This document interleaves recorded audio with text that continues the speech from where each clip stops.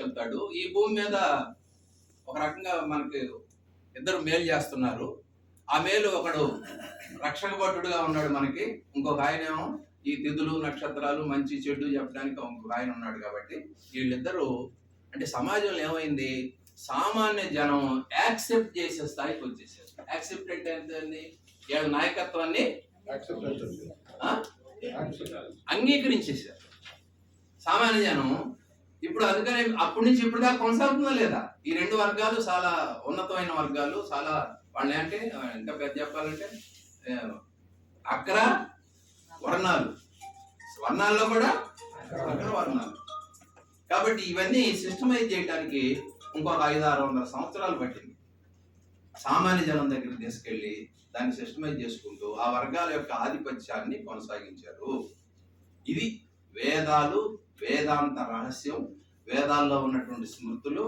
అరణ్యకాలు అంటే అరణ్యకాలు అంటే అర్థం ఏంటి, అరణ్యాల్లో ఉన్నటువంటి సామాన్య పామర జనాన్ని, యోగులు ఇట్లాంటి వాళ్ళందరికీ కూడా ఇవి లోతుగా వెళ్ళిపోయి, అప్పటికి ఎక్కువ మంది జనం అరణ్యాల్లో ఉన్నాయంటే వాళ్ళు చెట్ల అడవిలోనే కదా బతుకుతుంది.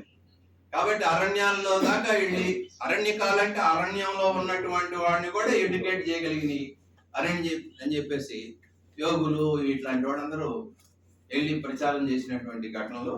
అందుకనే క్రీస్తు శకము, బుద్ధుడు క్రీస్తుకు ముందు 550 సంవత్సరాల కింద బుద్ధుడు పుట్టాడు. బుద్ధుడికి ముందు ఇంకొక 50 సంవత్సరాల ముందు వీళ్ళు ఈ మొత్తాన్ని ఎప్పుడైతే సామాన్య జనంలోకి మంత్రం తంత్రము వీళ్ళ యొక్క దీన్ని తీసుకెళ్ళారో, సామాన్య జనంలో నుంచే ప్రశ్నించే తత్వం కూడా మొదలుపెట్టారు. ఎప్పుడైతే అది సామాన్య జనంలోకి వెళ్ళిందో, ఈ వేదాలని మంత్రాలని వీటన్నిటిని కూడా ఎందుకు ఇట్లా జరగాలి, వాడే ఎందుకు అగ్రవర్ణంలో ఉండాలి, వాళ్ళిద్దరే ఎందుకు ఈ రాజ్యాన్ని పరిపాలన చేయాలి, కాబట్టి వీటన్నిటిని తెలుసుకున్నవాడు ప్రశ్నించడం కూడా మొదలుపెట్టాడు. వాడే లోకాయత, వాడే చార్వాకుడు అయ్యాడు. ఉదాహరణకి మంచి ఎగ్జాంపుల్ చెప్పారు. నువ్వు తండ్రి చనిపోగానే పెన్నం కాకులకు పెట్టి, ఆ కాకులు పెన్నం తిన్న వెంటనే ఏమవుతాడు, తండ్రి స్వర్గంలో ఉన్న తండ్రికి ఆ పెన్నం మంత్రం చదివితే ఇక్కడ పెట్టిన పెన్నం ఏమవుద్ది, స్వర్గంలో ఉన్న తండ్రికి చేరుతా ఉంది. మధ్యలో కాకి తిందనుకోండి, కాకి తినటం వల్ల ఏమవుతుంది, శుభం కలుగుతుంది. కాకి తినటం వల్ల డైరెక్ట్ గా దీంట్లో మార్గ మధ్యలో అడ్డంకులు ఏమి రాకుండా. అప్పుడు వేమన్న తర్వాత అంటాడు, పియ్యి తిను కాకు పితరుడు ఎట్లా అంటారు అని చెప్పేసి తర్వాత వస్తుంది భక్తి విజయంలో ప్రశ్న అక్కడ ప్రారంభం. అప్పటికే వాళ్ళు ప్రశ్నించారు, ఇక్కడ నువ్వు పిండం పెడితే ఎక్కడో స్వర్గంలో ఉన్న తండ్రికి చేరుతుందంటే, కింద అంతస్తులో ఉన్నవాడికి పిండం అన్నం పెడితే పై అంతస్తులోకి చేరాలి కదా, నువ్వెందుకు పోయి పైన పెట్టుకుంటున్నావు? కాబట్టి ఇవన్నీ చిన్న అంటే వాళ్ళు మొరటుగా ప్రశ్నించారు. ఇవన్నీ ఎట్లా జరుగుతాయి, నాకు దీనికి సమాధానం చెప్పమని మొరటి ప్రశ్నలన్నీ మొట్టమొదట లోకాయుతులు ప్రశ్నించడం మొదలుపెట్టారు. విప్రుల చేరి వెర్రి కోతలు కూసి సతిపోతులను ఒకటి చేస్తే సతి ముండెట్లు మోసారా విశ్వదాభిరామ వేమన అప్పుడు చెప్తే, అప్పుడు ఆ రోజుల్లోనే వాళ్ళు ఈ మంత్రాలకు తంత్రాలకు ఇంత మహిమ ఉంటే నువ్వెందుకు తండ్రిని తల్లిని అందరిని కూడా, ఇప్పుడు ఏడ మేకను కోసి బలిస్తే అది నేరుగా స్వర్గానికి పోతుంది అనుకోండి, మంత్రం చదివితే మేక చంపేయబడితే ఆ మేక డైరెక్ట్ గా స్వర్గానికి పోతుంది అంటున్నావు కదా, మీ తండ్రిని కూడా ఇక్కడ బలిస్తే మంత్రం చదివి నేరుగా స్వర్గానికి వెళ్తాడు కదా, ఇంక ఇదంతా మనకెందుకు అని చెప్పేసి యాజ్ఞవల్కుడు అదే అంటాడు. యాజ్ఞవల్కుడు వీళ్ళందరూ చెప్పింది అదే, మీ తండ్రిని ఇక్కడే మంత్రం చదివిస్తే నేరుగా వెళ్ళిపోతాడు కదా స్వర్గానికి, ఇంకెందుకు మళ్ళా ఈ మధ్యలో ఈ లైసెన్స్లు ఇవన్నీ ఎందుకని. కాబట్టి ఇట్లాంటివన్నీ మొరటు ప్రశ్నలు వేశారు. ఇది చార్వాకులు అడిగిన బ్రాహ్మణ వర్గాన్ని, పురోహిత వర్గాన్ని, రాచరిక వర్గాన్ని అడిగింది ఏంటంటే ఇట్లాంటి మొరటు ప్రశ్నలన్నీ వేయటం మొదలుపెట్టారు. అయితే ఇప్పుడు మనకి వేదాల్లో తర్వాత జరిగినటువంటి లోకాయుతులు చెప్పినటువంటి మాటలన్నీ అక్కడ గ్రంథస్థం కావాల. వీళ్ళు బ్రాహ్మణులు ఒరే అప్రాచ్యుడా ఈ మాటలేంటి అని తిట్టినవన్నీ ఉన్నాయి. వాళ్ళు ఎట్లా తిట్టారో ఆ తిట్టిని బట్టి ఓహో లోకాయుతులు ఇట్లా ప్రశ్నించారని చెప్పేసి మనం దాని నుంచి నేర్చుకుంటున్నాం. కానీ ఇప్పుడు వరకు లోకాయుతులు ఏం చెప్పారు, ఏం ప్రశ్నించారో ఎవరికి తెలియదు. అది పాలక వర్గాలు రాసిన వాటిల్లో తర్వాత వాళ్ళు తిట్టిన తిట్లను బట్టి వీళ్ళని మనం ఇట్లా ఈ విధంగా ఉంటారని అర్థమైపోయింది. అంటే ఎందుకు చెప్తున్నానంటే కనీసం లోకాయుతులు చెప్పిన అంశాలని ఎవడు బయటికి దాన్ని గ్రంథస్థం చేయబడలేదు. వీళ్ళు అడిగిన మాటలను కూడా ఎవడు పట్టించుకోలేదు. అలా దాన్ని పాలక వర్గాలు తొక్కి పట్టేసేసి వీళ్ళు తిట్టిన తర్వాత మనకు అర్థమైంది, ఓహో ఈ విధంగా తిట్టారంటే లోకాయుతులు ఈ విధంగా ప్రశ్నలు వేశారు, ఈ అప్రాచ్యుడు ఇట్లాంటి మాటలు మాట్లాడాడు, అప్రాచ్య మాటలు మాట్లాడాడు అన్నప్పుడు ఆ అప్రాచ్యం మాట్లాడే అప్పుడు మనకి అర్థమైతే కానీ. కాబట్టి మొదట ప్రశ్నించింది ఈ పాలక వర్గాల్ని, పుణ్య నరకాలని, అంటే భావవాదంతో కూడుకున్నటువంటి విషయాలన్నింటినీ భౌతికవాద రూపంలో ఒక రకంగా మొరటు వాదంతో ప్రశ్నించిన వాళ్ళు లోకాయుతులు. అయితే జరిగింది ఏంటి, లోకాయుతుల తలలు తెగిపడి ఎక్కడ లోకాయుతుల్ని వాళ్ళు ఎక్కడ తలలు తెగ్గొట్టేశారు. వీళ్ళ మాట రానియకుండా లోకాయుతులను నాశనం చేసేసారు. వాళ్ళు బతకడానికి కూడా అనర్హులు అని చెప్పేసి అందుకని లోకాయుతులను ధ్వంసం చేసేసి వాళ్ళకి ఒక పేరు చార్వాక్, అంటే పరమ దరిద్రుడు, పరమ లుచ్చ అని తిట్టునే చార్వాక్ అని. చార్వాకులు అంటే పనికిరాని వాళ్ళని.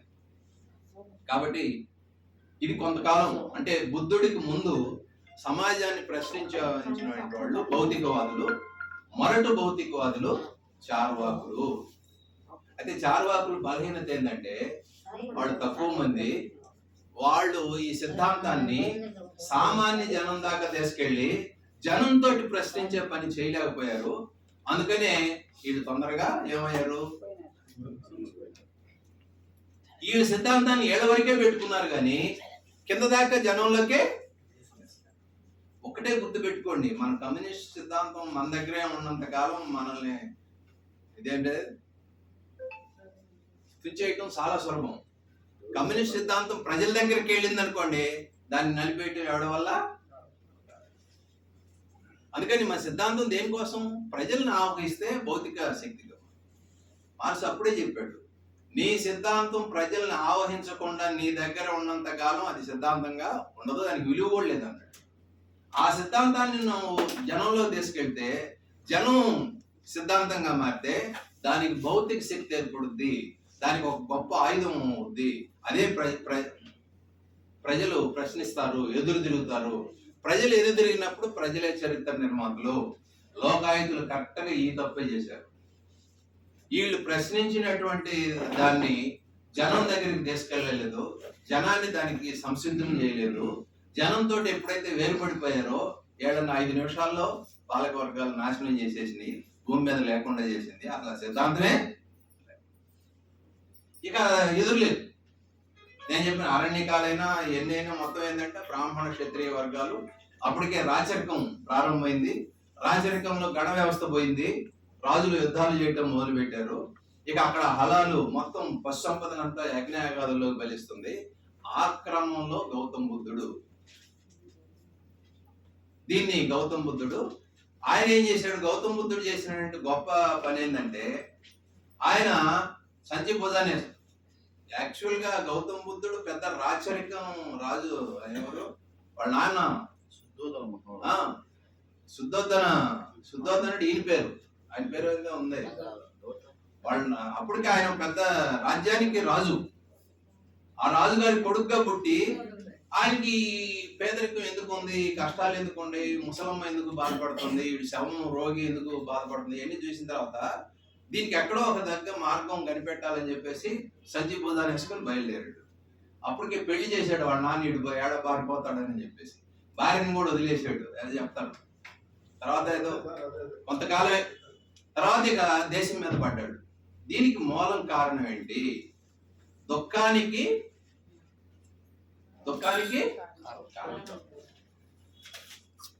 అనేది దాంతో బయలుదేరాడు.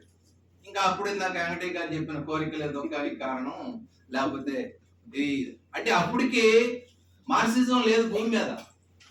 శ్రమ దోపిడీ అనేది మాత్రం ఆయనకి కూడా తెలియదు. ఆయన తెలిసింది ఏంటిది? ఈ మొత్తం ఉత్పత్తి వ్యవస్థ ఆగిపోతుంది, ఈ బ్రాహ్మణులు పైనటువంటి వాళ్ళు పశు సంపద నాశనం చేస్తున్నారు, ఇక్కడ యుద్ధాల్లో మానవ సంపద నాశనం అయిపోతుంది, ఈ రెండింటిని కాపాడగలిగితే మనం దేశానికి కారణం ఇది కనిపెట్టాడు. పశు సంపదని మానవ సంపదని ప్రపంచంలో మన దేశంలో దాన్ని కాపాడుకునే బాధ్యత మనందరిది. కాబట్టి ఆయన ఈ మొత్తానికి చెప్పిన అంశం ఏంటి? అహింస పరమో. అహింస, జంతు బలుల్ని రద్దు చేయాలి, మానవ సంపద వేస్ట్ కాకుండా చూసుకోవాలి. కాబట్టి హింస అనేది దేశానికి పనికిరాదు. అప్పటికే అశోకుడు కళింగ యుద్ధం నాటికి 2 లక్షల మందిని ఓచుకోత కోసి ఉన్నాడు. అశోకుడికి కత్తికి ఎదురులేదు, లక్షల మందిని చంపుకుంటూ పోతా ఉన్నాడు. ఆయన తిరిగి మళ్ళా రాజ్యానికి వచ్చేకి అన్ని శవాలు కనపడుతున్నాయి, శవాల దెబ్బలు. దీనిగా నేను రాజుని. ఆ కరెక్ట్ గా గౌతమ బుద్ధుడి ఆలోచనలు అశోకుడికి చూశాడు. మానవ సంపద నాశనం అయిపోతుంది, ఇక్కడ పశు సంపద నాశనం. అప్పుడు గౌతమ బుద్ధుడి యొక్క బోధనలన్నింటినీ అశోకుడు శాసనాల్లో పెట్టి మొదట కళింగ యుద్ధం కాగానే ఆయన తీర్మానం చేసింది ఏంటి? ఇక నేను యుద్ధాలు చేయను, మానవుల్ని చంపను అనే ఒక ధర్మశాస్త్రాన్ని రాసి అని శిలాశాసనాల్లో పెట్టేసి నేను యుద్ధాన్ని ఇక్కడి నుంచి విరమిస్తున్నాను, ఏమైనా పర్వాలేదని చెప్పేసి ముందు ఆ శాంతి సందేశాన్ని మొత్తం దక్షిణ భారతదేశం వరకే శిలాశాసనాలుగా ప్రకటించేసి, అంటే బౌద్ధాన్ని ఒక రాజు తన భుజాన్ని వేసుకొని, అప్పటికి అశోకుడు మౌర్య సామ్రాజ్యం చాలా విస్తృతంగా వ్యాపించింది. మీరు పాత ప్రాచీన సమాజాల్లో ఎక్కువ భాగం భారతదేశాన్ని ఏలినటువంటి వాడు ఎవడన్నా ఉంటే అశోకుడు. అశోకుడు ఎప్పుడైతే మారాడో ఏమైంది? మొత్తం శాసనాల రూపంలో బౌద్ధాన్ని తన భుజాన్ని వేసుకొని అన్ని ప్రదేశాల్లో ప్రచారం చేయటం మొదలు. కాబట్టి బౌద్ధానికి ఒక రాజు యొక్క దాన్ని ఏమంటాం, ఆయన దానికి రాజు కొలువులో దానికి ఆ భాగ్యం కలిగిపోయి ఒక అదృష్టం అనమాట. నిజంగా అదృష్ట దురదృష్టాలు మనం నమ్మకపోయినా బౌద్ధాన్ని ఒక రాజు మొత్తం దేశాన నెత్తినేసుకొని కొడుకులను కూడా ధర్మ భిక్షువులుగా మార్చేసి కొడుకోలేదు. ఇక రాచరికానికి అది ఒక చివరి గీతంగా మారింది. రాజులు అనేవాళ్ళు యుద్ధానికి వ్యతిరేకంగా మారే పరిస్థితి కింద సామంత రాజుల్లో కూడా వచ్చేసింది. ఒకవైపునేమో రాచరికం భుజాన్ని వేసుకుంది, రెండోది ఏంటి?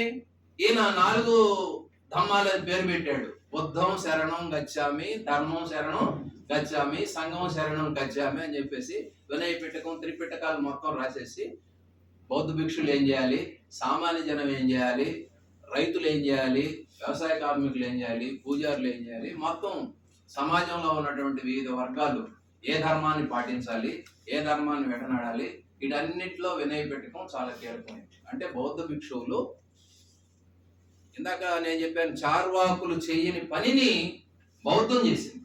చార్వాకులు తన సిద్ధాంతాన్ని కింద దాకా తీసుకెళ్ళా. బౌద్ధం చేసిన పని ఏంటంటే దేశం మొత్తం మీద వేలు లక్షల సంఖ్యలో బౌద్ధ భిక్షువులను తయారు చేసి, బుద్ధుడి యొక్క గొప్పతనం అది, సంఘంలోకి వేల మంది బౌద్ధ భిక్షువుల్ని చేసి ఆ బౌద్ధ భిక్షువులు కూడా ఒక కోడ్ ఆఫ్ కండక్ట్ పెట్టాడు. కోడ్ ఆఫ్ కండక్ట్ ఇప్పుడు మన హోల్ టైమర్స్ లో పెట్టినట్టు కోడ్ ఆఫ్ కండక్ట్ పెట్టాడు.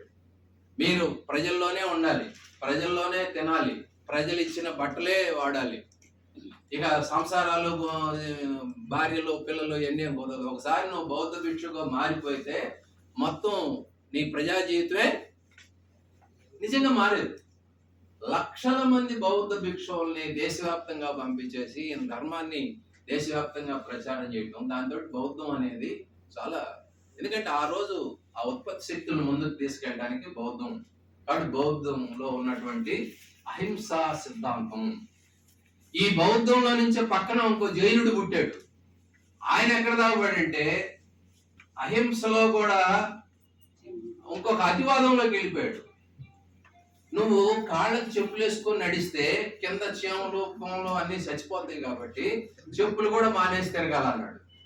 తెల్లటి వస్త్రాలు ధరించాలి, నీ రైతు పొలాన్ని దున్నితే ఎర్రలు చీమలు అవి పురుగులు కూడా చచ్చిపోతాయి కాబట్టి పొలాన్ని కూడా దున్నొద్దు అన్నాడు. ఇది ఎక్కడ పోయిందంటే అతివాదంలోకి, అహింసని అతివాదంలోకి తీసుకెళ్ళింది. అందుకని జైలు మతం ఏమైంది, అది ప్రజల మతంగా. కాబట్టి పొలాన్ని దున్నితే ఎర్రలు చచ్చిపోతాయి, క్రిమి కీటకాలు చస్తాయి, నువ్వు నడిస్తే చెప్పులు వేసుకొని చెప్పుల కింద కీటకాలు చచ్చిపోతాయి. కాబట్టి అహింసని ఎవడు చేయకూడదు, ఏ ప్రాణికి హాని తలపెట్టకూడదు అనేది జైన మతం బౌద్ధ మతంలో నుంచి అతివాదంలోకి వెళ్ళిపోయి అది ఆచరణకు ఉపయోగపడిన మతంగా. అందుకనే జైనం ఏమైంది, చాలా తక్కువ సంవత్సరాల కాలంలోనే అది మన సమాజం నుంచి వెళ్ళిపోయింది. బౌద్ధం మాత్రమే సమాజాన్ని పరిపాలించగలిగింది. అర్థం ఏంటంటే బౌద్ధం అది మతంగా రాలేదు, అది ఒక వ్యవస్థగా వచ్చింది, అది ఉత్పత్తి శక్తులను పెంచడానికి ఉపయోగపడింది. ఈ రెండిట్లో ఏమైంది, ఎప్పుడైతే బౌద్ధ మతం దేశంలో వేళ్ళూనింది, ప్రజల మతంగా మారింది, ప్రజల యొక్క ఆకాంక్షలకు అనుగుణంగా మారిందో, ఇక బ్రాహ్మణ క్షత్రియ వర్గాలకి ఎక్కడ లేని ఒడుగు పట్టుకు సాగింది. ఇక అయిపోయిందిరా మన పని. ఈ గౌతమ బుద్ధుడు వచ్చాడు, లోకాయుతులేమో వాళ్ళు ప్రజల్లోకి బాగాలేదు కాబట్టి వాళ్ళ మంత్రాలు వాళ్ళ దాన్ని అంతా నాశనం చేయగలిగారు. కానీ ఇప్పుడు వీళ్ళు బౌద్ధాన్ని నాశనం చేయడానికి వీళ్ళు వాళ్ళ ఎవరి కారణం ఏంటంటే బౌద్ధం ప్రజల్లోకి వెళ్ళిపోయింది, ప్రజల యొక్క ఆకాంక్షలుగా మారింది. అందుకని బౌద్ధ మతాన్ని దెబ్బ కొట్టడానికి బ్రాహ్మణులు క్షత్రియ వర్గాలు రెండు చాలా పాటలు పడ్డాయి, అయినా వాడు వల్ల కాల. ఆఖరికి బౌద్ధ మతానికి లొంగిపోయి ఇక మేము కూడా మాంసం తినటం మానేస్తాము, మేము కూడా శాకాహారులుగా మారుతామని వాళ్ళు కూడా శాకాహారులుగా ఈ మంత్రాలు తంత్రాలు ఇవన్నీ హలాలు ఇవన్నీ పక్కన పెట్టేసి మేము బౌద్ధ మతంలోకి మేము కూడా. అయితే బౌద్ధ మతం కొంతకాలం వచ్చేసిన తర్వాత నేను చెప్పాను, తర్వాత అది హీనయానం మహాయానంగా మారిపోయిన తర్వాత దాన్ని కూడా ఒక దేవుడి కింద మార్చడంలోకి, బుద్ధుని కూడా ఒక దేవుడి కింద మార్చిన తర్వాత అప్పుడు వీళ్ళు భారతదేశంలో ఒక మనుధర్మం తర్వాత వచ్చింది. బ్రాహ్మణులు చాలా తెలివిగా చేసిన పని ఏంటంటే దశావతారాల్లో బుద్ధుణ్ణి కూడా ఒక అవతారంగా, దశావతారాలు మీకు తెలుసు కదా, కూర్మ అవతారం, మత్స్యావతారం, అన్ని అవతారాలు అయిపోయి కృష్ణావతారం, రామావతారాలు అన్నీ అయిపోయి చివరికి బుద్ధుని కూడా ఒక దేవుడిగా మార్చేసి ఆయన కూడా ఒక దశావతారాల్లో మార్చేసి మళ్ళా హిందూ మతం కాదు, దాని వైదిక మతంలో ఆయనకు స్థానం కల్పించేసి బుద్ధుని కూడా దేవుడిగా మార్చేశారు. ఇక బుద్ధుని దేవుడిగా మార్చేసిన తర్వాత అది ఈ దేశంలో దాన్ని ఏమంటాం భావవాదంలోకి అంటే కోఆప్ట్ చేసుకోబడ్డాడు.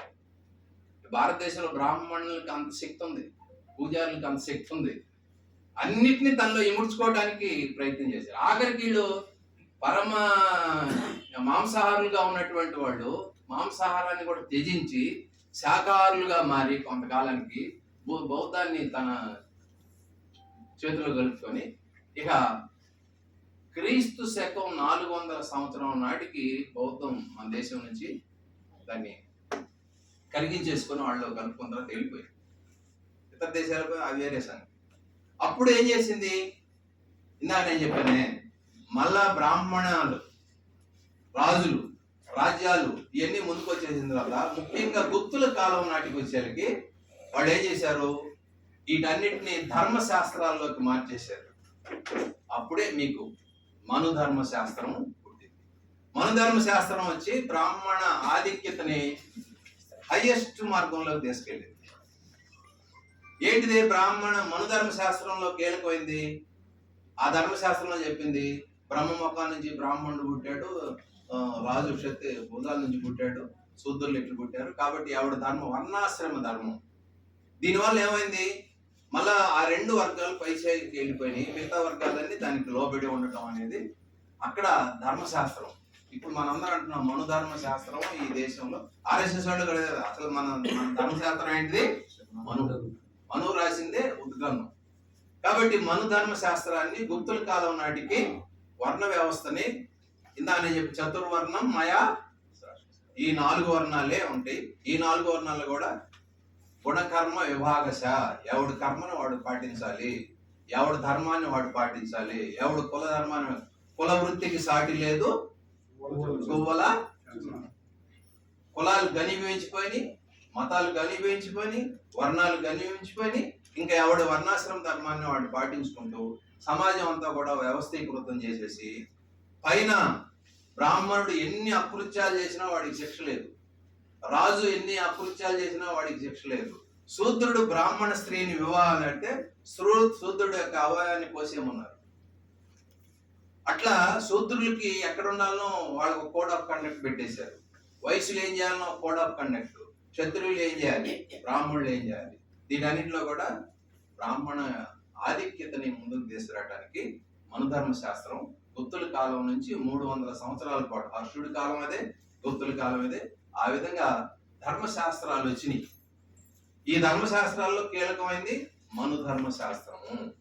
మనుధర్మ శాస్త్రం మొత్తం సమాజాన్ని వర్ణాశ్రమ ధర్మంలో తీసుకెళ్లి మొత్తం సమాజాన్ని అంతా కూడా ఏం చేసింది, ఒకరికొకరు బానిసలుగా మెట్ల వ్యవస్థ అంటారు కదా, నిచ్చెన మెట్ల వ్యవస్థలోకి తీసుకెళ్ళి.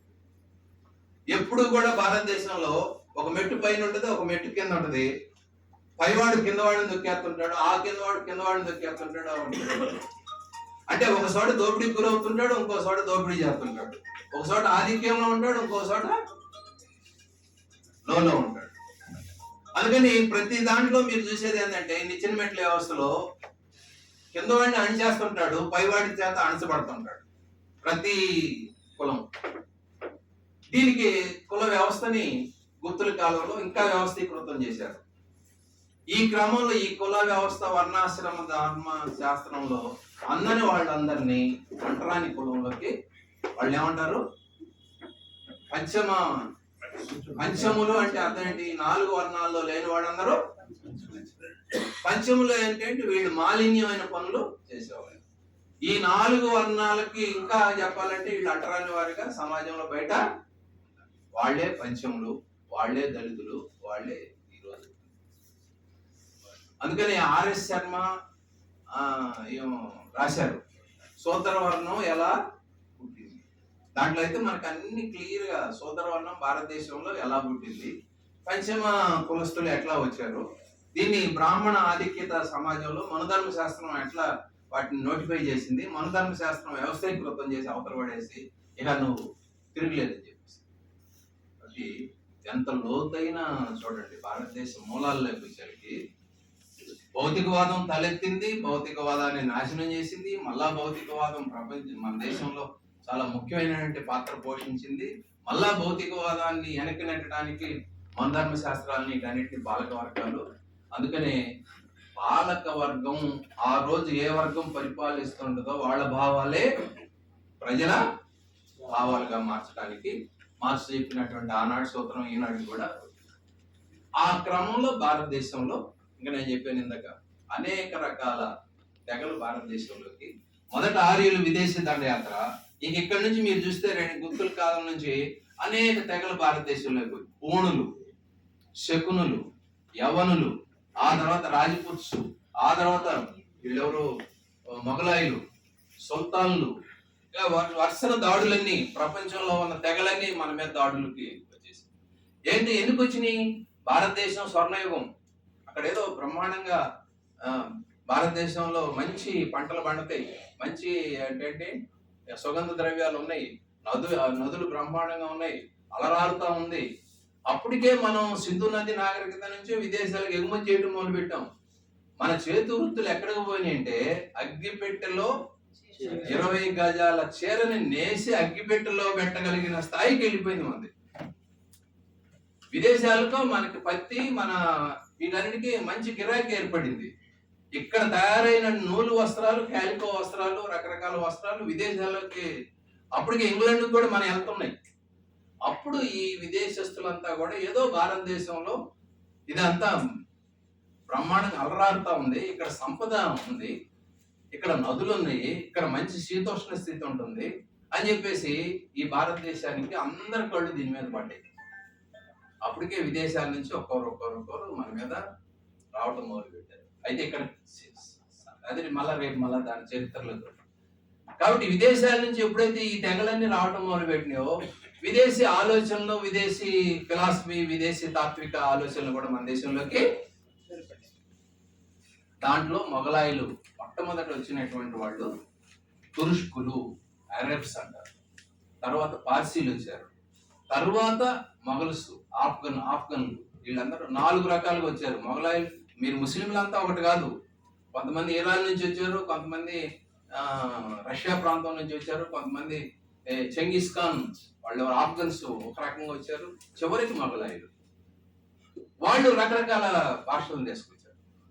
మొట్టమొదటి మన దేశంలో ఎక్కువ భాగం అరబ్, పర్షియన్ భాష ఉంది.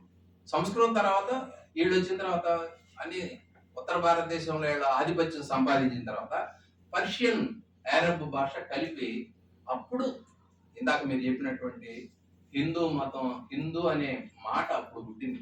క్రీస్తు శకం 750 సంవత్సరంలో హిందూ అనే పదం వచ్చింది. అప్పుడు దాకా హిందూ మతం లేదు. హిందూ మీరు చూడండి, వేదాల్లో గాని, స్మృతుల్లో గాని, అరణ్యకాల్లో గాని, ధర్మశాస్త్రాల్లో హిందూ అనే పదమే లేదు.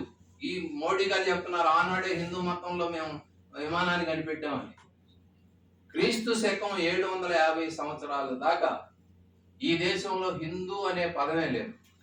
ఆ హిందూ పదాన్ని ఎవరు పెట్టారంటే పర్షియన్ లాంగ్వేజీలో వాళ్ళు, ముఖ్యంగా సింధు నది ప్రాంతంలో పర్షియన్స్ రాజ్యం వెళ్ళేటప్పుడు వాళ్ళ భాషలో సా అనేది లేదు. సింధుని వాళ్ళు హిందూ అంటే సాని హాగా పలుకుతారు. ఇప్పుడు మీరు బెంగాల్లో మీరు చూడండి, రవీంద్ర అని వాళ్ళు పలకలేరు, రవీంద్ర అంటారు. వాని బాగా వా అనేది రాదు అసలు. అట్లా మీరు బెంగాల్ మొత్తం నేను ఒకసారి బెంగాల్ వెళ్ళా. మిస్టర్ వెంకటేశ్వర్లు బయారు బాండరం కింద బరండా అది నాకే మతిపోయింది. నేను వెంకటేశ్వరం కాస్త వెంకటేశ్వర్లు అయిపోయాను. బయారు బాండరం కింద బరండా. ఇదేంద్ర అంటే మా దగ్గర బాగా పలకదు, అదే వా పలకదు. వైబీ అంటారు, బైబీ అంటుంటారు. మన వైబీ అంటే వాళ్ళ భాషలో లేదు. మీరు తమిళనాడులో చూడండి, వాళ్ళు వాంగు వా పలుకుతారు, బారాదు ఒకటి ఉంది, కమల అట్లా కొన్ని ఉన్నాయి. భారతదేశంలో భిన్న భాషలు, భిన్న యాసలు.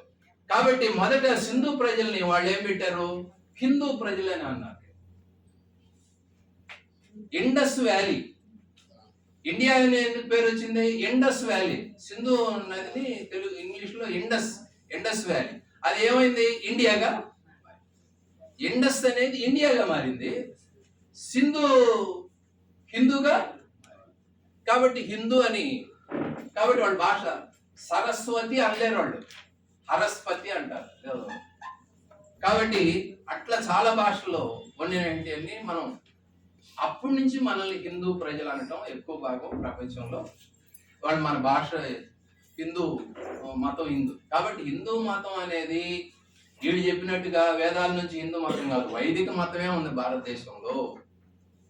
వైదిక మతమే 750 దాకా భారతదేశంలో కేవలం ఉండింది. వైదిక మతంలో కూడా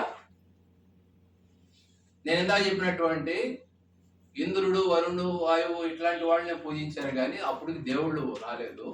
ధర్మశాస్త్రాలు వచ్చిన తర్వాత, నేను స్మృతులు ఇవన్నీ అయిపోయిన తర్వాత వీళ్ళకి దేవుళ్ళ రూపాలు ఇచ్చారు. అప్పుడు రాముడు, కృష్ణుడు, సరస్వతి, ఈ రకరకాల రూపాలన్నీ మానవుడు. అందుకనే మార్క్స్ ఏం చెప్పాడు, దేవుణ్ణి మానవుడు తయారు చేశాడా, మానవుడు దేవుణ్ణి తయారు చేశాడన్నప్పుడు మానవుడే దేవుణ్ణి సృష్టించాడు. దేవుడు మానవుని సృష్టించలేదు, మానవుడే దేవుణ్ణి. కాబట్టి మన రూపాలన్నీ మారిపోయినాయి. మన మానవ రూపాలే ఇచ్చాం దేవుడికి కూడా. కాబట్టి ఇది ఆ తర్వాత హిందూ మతంలో వీళ్ళందరినీ చూపించేసి దేవి ప్రసాద్ వీళ్ళందరూ తర్వాత చెప్పిన భారతీయ తత్వశాస్త్రాలు అందరూ చెప్పిందంటే హిందూ మతం ఈజ్ నాట్ ఏ రిలీజన్ అన్నారు. అది ఒక మతం కానే కాదు. ఎందుకంటే ఇందాక నేను చెప్పాను, మతానికి 4 అంశాలు ఉంటాయి. మొదటి దేవుడు ఉండాలి. ఒక మతానికి ఒక దేవుడు ఉంటాడు, అన్ని మతాలకు ఒక దేవుడు ఉంటాడు. కానీ మన మతానికి దేవుడు ఎవరో 3 కోటి దేవతలు ఉన్నారు, ఒకే దేవుడు అనేవాడు లేడు. ఏ దేవుడు ఇప్పుడు కూడా బీజేపీ వాళ్ళకి అదే కదా, రాముడిని చేద్దామా, కృష్ణుడిని చేద్దామా, ఎల్లమ్మని చేద్దామా, పుల్లమ్మని చేద్దాం అనే. ఇంకా చెప్పాలంటే భారతదేశంలో ఎక్కువ మంది ఆడదేవతలు ఉన్నారు, వాళ్ళు ఏమంటారు గ్రామ దేవతలు ఉన్నారు. ఈ గ్రామ దేవతలు దేంట్లో చేర్చాలి? అందుకని భారతదేశానికి అందరికీ పనికొచ్చే దేవుడు లేడు. ఇప్పుడు అందుకని మధుర భాగ్య హై కాశీ భాగ్య, రాముడు అయిపోయింది. ఇంకా కృష్ణ దేవాలయం కట్టాలా, శివుడు దేవాలయం, ముగ్గురు ఉన్నారు కదా. మళ్ళా వీళ్ళు వచ్చారు, ఇంకోటి వేస్తాడు బ్రహ్మ, నాకు కూడా దేవాలయం కట్టమంటాడు. కాబట్టి బ్రహ్మకు కడదామా, కృష్ణుడికి కడదామా, రాముడికి కడదామా, ఎల్లమ్మకి కడదామా, సుబ్బం కడదాం అంటే మన ఊరి దగ్గర మైసమ్మకి కడదాం అంటది ఒక ఆమె. మా ఊరి దగ్గరికి వచ్చేసరికి ఏకారం మా కాలం వేసింది. అసలు నేను మొదట ఆది దేవతని ఈ గ్రామంలో.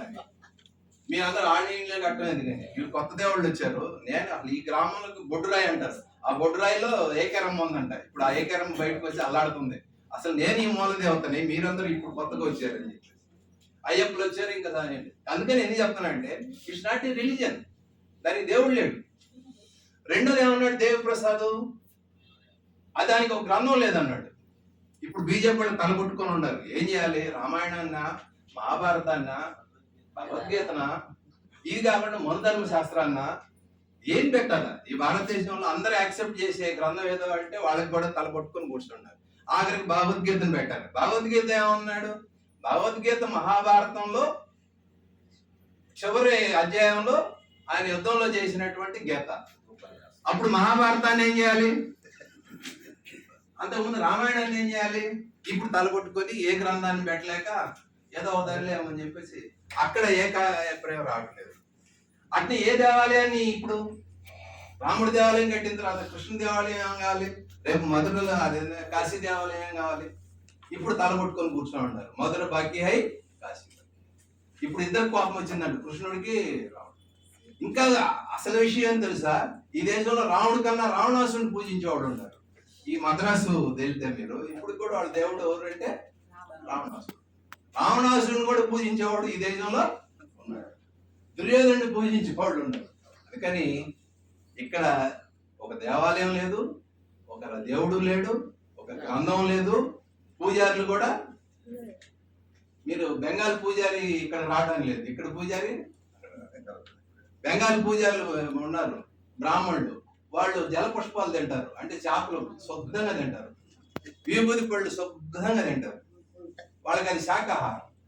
వాళ్ళని ఇక్కడ బ్రాహ్మణులుగా మనవాడు గుర్తించరు. వాడు బెంగాలీ బ్రాహ్మణుడు, అబ్బాయి అసలు మన బ్రాహ్మణుడు కాదు వాడు అంటారు. అందుకని భిన్నత్వంలో ఏకత్వం. హిందూ మతం అనేది అది ఒక అనేక ఆచారాల సాంప్రదాయాల యొక్క జీవన స్రవంతి, అనేక నదులు కలిసినటువంటి మహానది. దాన్ని నువ్వు మతం కింద భారతదేశంలో నీ జీవిత కాలంలో కాదు ఎవడు కూడా ఈ భిన్నత్వంలో ఉన్న ఏకత్వం. ఇందాక ఎవరో చెప్పారు మత సామరస్యం, అసలు మన నరాన భిన్నత్వంలో ఏకత్వం. డిఫరెంట్ భాషలు, 1650 భాషలు ఉన్నాయి మన దేశంలో. ఇప్పుడు చైనా అంతా ఒకటే భాష ఉంది. చైనా మొత్తం 142 కోట్ల మంది ఒకే భాష మాట్లాడతారు, నో అదర్ లాంగ్వేజ్. ఈ భారతదేశంలో 1650 భాషలు ఉన్నాయి. దాదాపు 8 పెద్ద మతాలు ఉన్నాయి భారతదేశంలో. చిన్న మతాలు అవన్నీ పక్కన పెట్టండి. 6500 కులాలు ఉన్నాయి భారతదేశంలో. 6500 కులాలు. మీ ప్రపంచంలో అసలు ఈ జబ్బు ఎక్కడ లేదు. 6 రకాల మానవ సమూహాలు భారతదేశంలోకి వచ్చినాయి. ఇందాక చెప్పాను, ఆస్ట్రాయిడ్స్ వచ్చారు, పోటో ఆస్ట్రాయిడ్స్ వచ్చారు, మంగోలియాయిడ్స్ వచ్చారు, నీగ్రోస్ వచ్చారు. ఈ భారతదేశంలో వీళ్ళందరూ ఒకరినొకరు పెళ్లి చేసుకొని ఇప్పుడు భారతీయులందరూ కూడా డిఫరెంట్ మానవ సముదాయాలు. ఇంత వైవిధ్యం ఉన్న దేశంలో ఒక ఏక అంశం అనేది ఎక్కడి నుంచి వచ్చింది?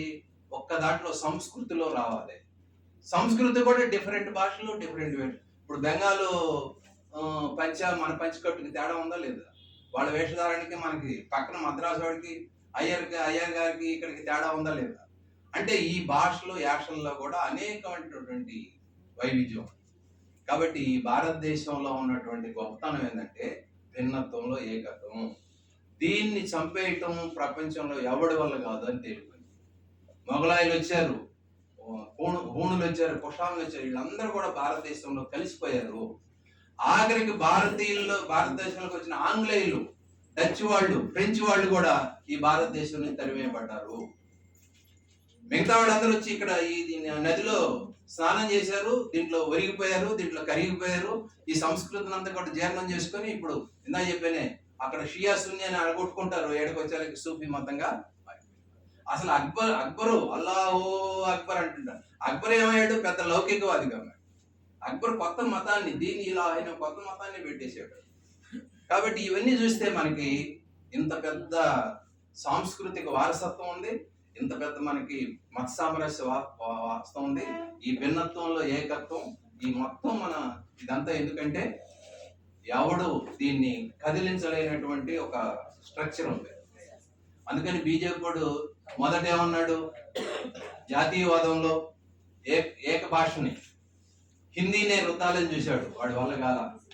మొత్తం దేశం అంతా హిందీ రుద్దాలని చూశాడు, అది వాడి వల్ల కాల.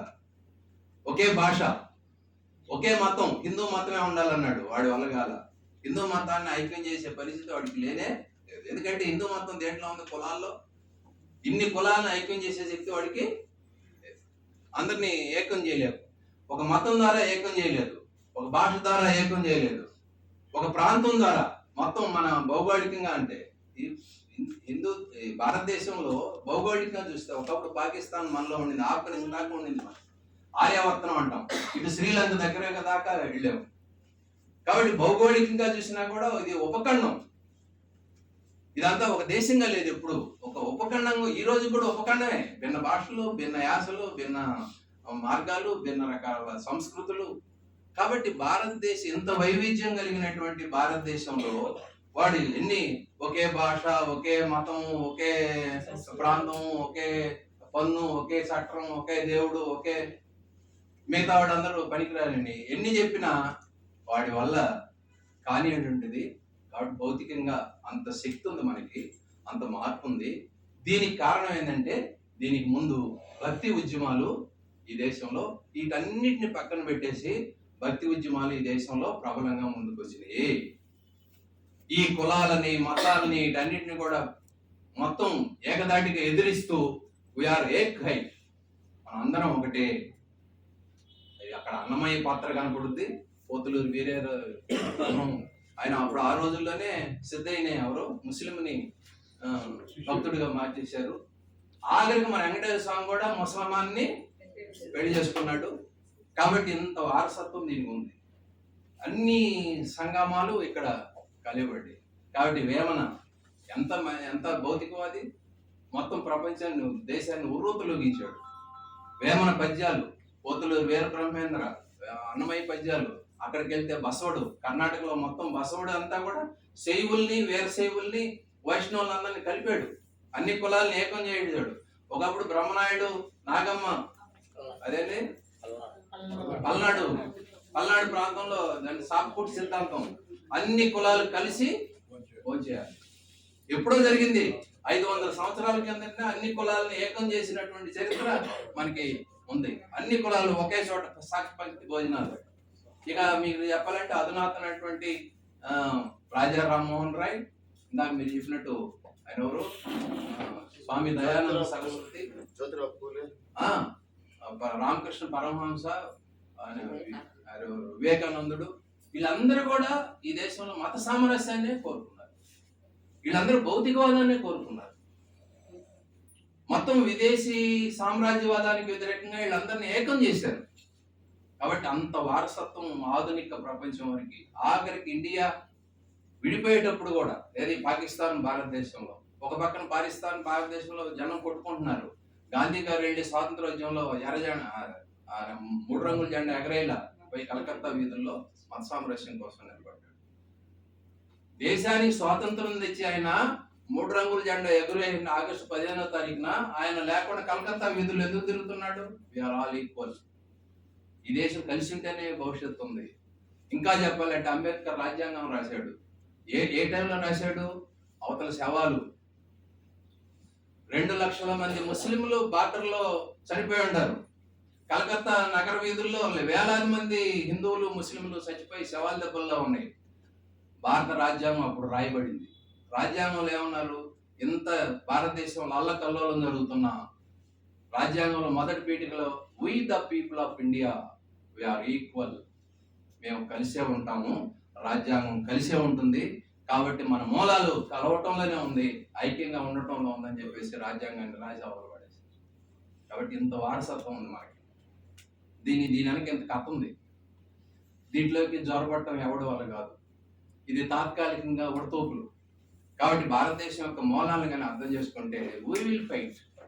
5 నిమిషాల్లో మోడీని మాడు బాగా కొట్టచ్చు. వాళ్ళకి అన్ని ప్రయోగాలు అయిపోయినాయి, అన్ని భావోద్వేగాలు అయిపోయినాయి.